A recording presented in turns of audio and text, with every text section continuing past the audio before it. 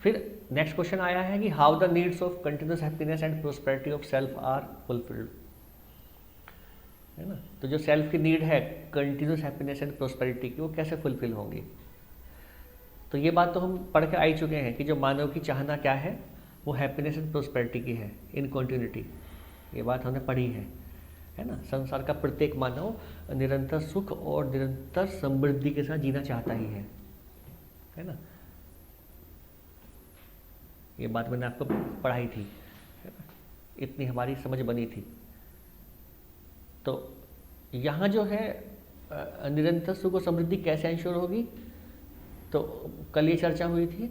तो निरंतर सुख और समृद्धि इंश्योर करने का जो प्रोग्राम है वो ज्ञान और समाधान है ना। ज्ञान का मतलब राइट अंडरस्टैंडिंग, और समाधान का मतलब right feeling and right thought.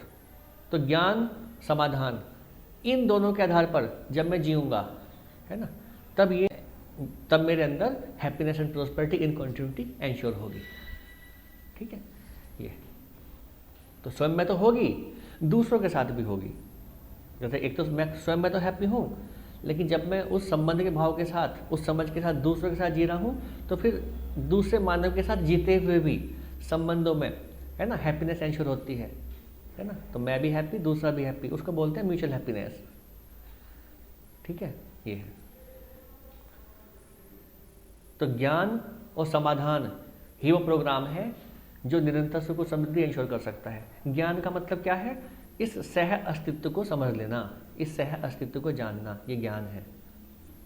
सह अस्तित्व को जानने का मतलब क्या है कि हम इस अस्तित्व को सह अस्तित्व के रूप में देख पाएं कि existence is in the form of coexistence which is further in the form of units submerged in space.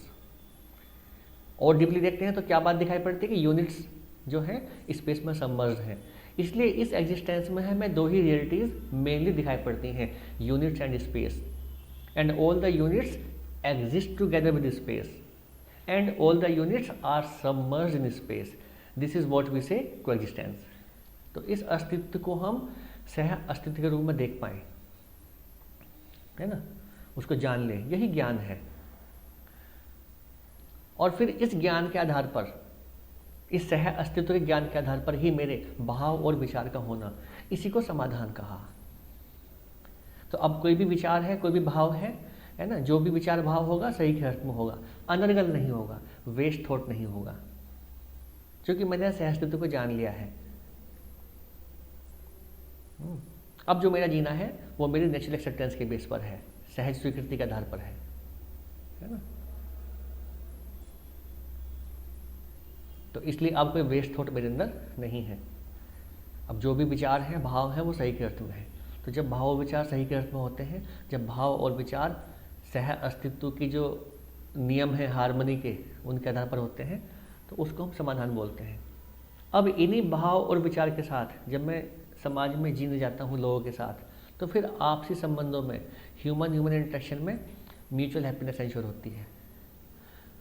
और इन्हीं भाव और विचार के साथ, इन्हीं समझ के साथ जब मैं इंटरेक्शन करता हूँ प्रकृति के साथ, तो मेरा और प्रकृति का इंटरेक्शन हार्मोनियस होता है। और इस प्रकार से human and rest of nature interaction में म्यूचुअल प्रोस्पेरिटी एंश्योर होती है।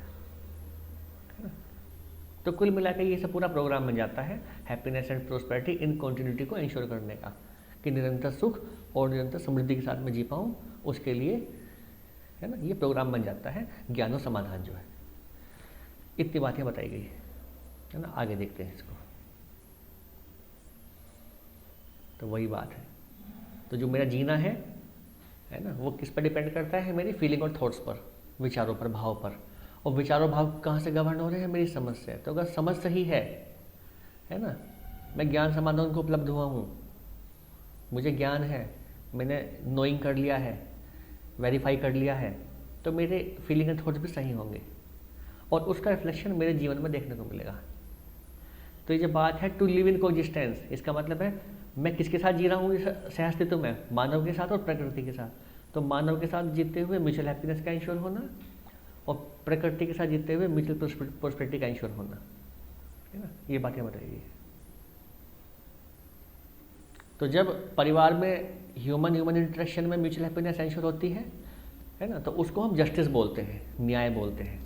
और जब इसी न्याय को हम परिवार से विश्व परिवार तक एंश्योर करते हैं, सुनिश्चित करते हैं, तो उसी से फिर अनडिवाइडेड ह्यूमन सोसाइटी की स्थापना होती है, या उसी को हम क्या बोलते हैं, अखंड मानवीय समाज कहते हैं। तो अखंड मानवीय समाज में क्या है, प्रत्येक मानव एक दूसरे के साथ जो है म्यूचुअल हैप्पीनेस के आधार पर, म्यूचुअल फुलफिलमेंट के आधार पर जी रहा है। तो अगर ऐसा है तो फिर वो अखंड मानवीय समाज है, और ऐसा अगर नहीं है तो फिर समाज खंडित है, बटा हुआ है, उसको हम देख सकते हैं। तो प्रस्ताव रूप में जो बात बताई है उसको जांच के हमें स्वयं में देखना है कि जो समाज में हम जी रहे हैं वो खंडित है या अखंडित है।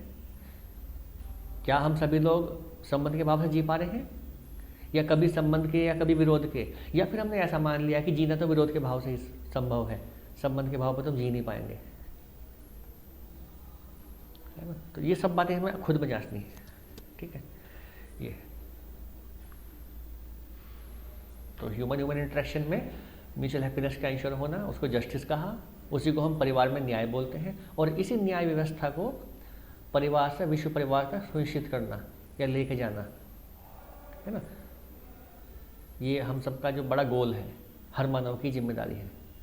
तो अगर ऐसा होता है तो फिर अखंड मानवीय समाज की स्थापना होती है। इसी को हम फिर हमने अखंड मानवीय समाज कहा, ह्यूमन सोसाइटी या अनडिवाइडेड ह्यूमन सोसाइटी, ठीक है। इसी प्रकार से जो म्यूचुअल प्रोस्पेरिटी है ना, ये तब इंश्योर हो पाती है जब हम सही समझ के साथ इंटरेक्शन करते हैं प्रकृति के साथ, कि सही समझ सही भाव हम में है, और उस सही समझ के आधार पर हमारे भाव और विचार सही हैं, और फिर हम नेचर के साथ इंटरेक्शन कर रहे हैं, तब मानव और शेष प्रकृति के संबंधों में म्यूचुअल प्रोस्पेरिटी इंश्योर होती है ना। तो ये म्यूचुअल हैप्पीनेस और म्यूचुअल प्रोस्पेरिटी, ये म्यूचुअल फुलफिलमेंट है ना, कि हम एक दूसरे को समझ कर जी रहे हैं, है ना, एक दूसरे को हम एनरिच करने में, समृद्ध करने में लगे हुए हैं, एक दूसरे की समझ को बढ़ाने में लगे हुए हैं, यही म्यूचुअल फुलफिलमेंट है ना। तो जब संसार का प्रत्येक मानव म्यूचुअल फुलफिलमेंट के आधार पर जीतता है एक दूसरे के साथ, वही फिर यूनिवर्सल ह्यूमन ऑर्डर कहा जाता है उसको, उसी बात को जो है ना, सार्वभौम मानवीय व्यवस्था, कि अब प्रत्येक मानव जो है हर किसी के साथ संबंध के भाव से जी रहा है, और हर किसी में चाहे फिर सामने वाला मानव हो या शेष प्रकृति हो, तो प्रत्येक मानव का हर एक के साथ संबंध के भाव से जीना, this is universal human order, सार्वभौम मानवीय व्यवस्था। ठीक है बेटा, इतने रखेंगे आज, है ना बच्चों, यहाँ तक रखेंगे हम लोग। आप सभी ने सुना धैर्यपूर्वक, उसके लिए बहुत बहुत धन्यवाद। कोई प्रश्न हो तो मुझे बता दो, है ना। ठीक है बेटा।